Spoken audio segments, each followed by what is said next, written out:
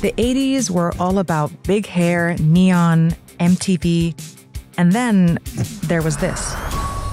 Every October, a hole appears in the ozone layer over the South Pole. The hole in the ozone shield is the size of the continental United States. The protective ozone layer is being threatened as never before. We're all at risk. Scientists warned that humanity was on track to completely destroy the ozone layer by 2050.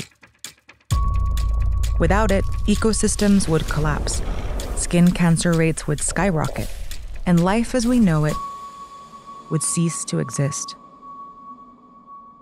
But today, the ozone layer is healing. In an unprecedented act, the world came together to prevent an environmental catastrophe. So, how did we do it? And what can we learn from it?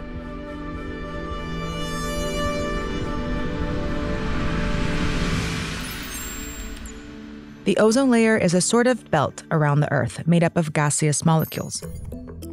It protects every living thing by absorbing 2 types of ultraviolet radiation from the sun. It's a powerful shield, but it's also fragile.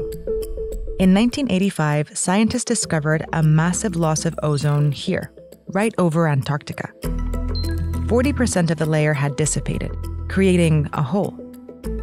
Scientists realized the hole formed in the spring, and every year it got worse. This was a wake-up call. It wasn't small and far in the future. It was now, and way bigger than anybody ever imagined, and no one... That's Dr. Solomon, an atmospheric chemist.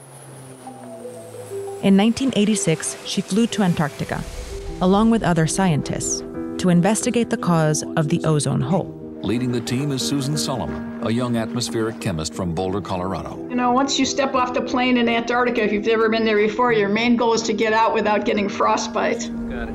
You want to do the next one? But really, our goal was to take measurements, not just of ozone, but also of different chemicals that would help to show why it was going away. Some scientists released balloons into the sky to take ozone measurements, while others took measurements on the ground. And they all came to the same conclusion. The biggest problem was chlorine from a man-made compound called chlorofluorocarbons, or CFCs. On the ground, CFCs aren't harmful. But once they float up to the stratosphere, the sun breaks them down into chlorine. They bind with ozone to make oxygen and chlorine monoxide.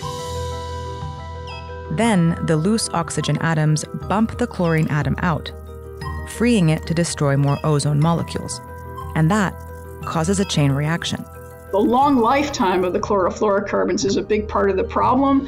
They live anywhere between 50 and 150 years in our atmosphere, so it means that every year that you use, what you used the year before is almost entirely still there, so it just builds up and builds up exponentially.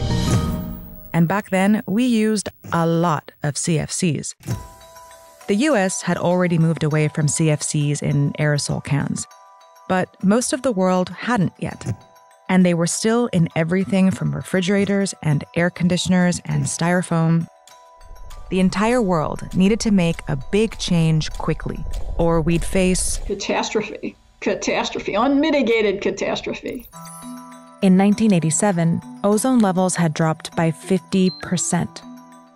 This growing threat led to some of the fastest collective action on climate we've ever seen. So I like to think of it as there's 3 Ps that, when they're met, we do very well at addressing environmental problems. So it was personal, it was perceptible, and the solutions were practical. If you've been sunburned, you know that skin cancer is not a good thing. So everybody understands skin cancer. The personal nature of the threat is huge. And the perceptible was easy to do with satellite measurements. You can just watch it get completely destroyed and go to 0 where there should have been a lot of ozone. We have practical solutions. It was easy to find substitutes for chlorofluorocarbons in spray cans. That took less than a year to do. It was a very straightforward switch. And I think the main unifying factor in all of that is the public. Scientists like Dr. Solomon held press conferences to inform the public.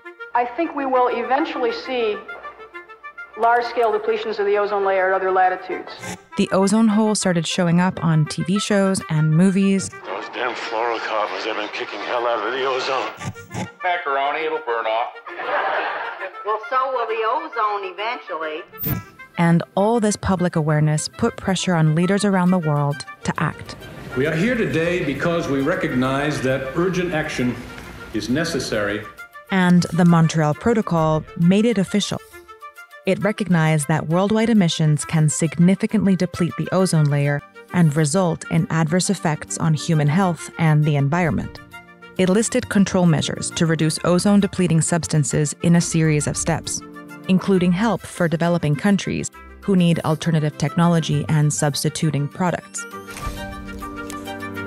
Every single country eventually signed the protocol, making it the only universal treaty to ever be ratified, and the most successful environmental agreement in human history. Soon after, the world's largest CFC producer began to phase them out. Since the protocol went into effect on January 1st, 1989, the consumption of ozone-depleting substances, including CFCs, plummeted. Today, more than 30 years after the Montreal Protocol was signed, the ozone hole has stopped growing, and it's now shrinking. And by 2065, it is expected to have recovered completely. But there's more to be done. After the CFC ban, we began using hydrofluorocarbons, or HFCs. HFCs don't deplete the ozone layer, but they are a potent greenhouse gas that contributes to climate change. And it's the fastest growing one. So in 2016, the Montreal Protocol was amended to include HFCs, and now they are being phased out too. But they are only one part of a larger issue. Climate change is already happening right here, right now. Experts say that we have until 2030 to avoid catastrophe. People are suffering. People are dying. Entire ecosystems are collapsing.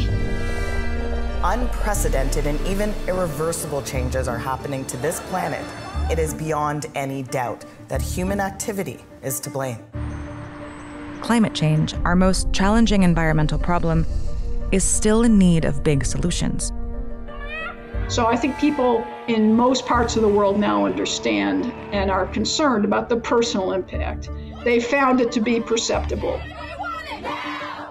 And we are finding practical solutions. It's not true that we can't do it anymore. We need to keep our eye on the ball on climate change, and if we do, we will get the environment that we demand.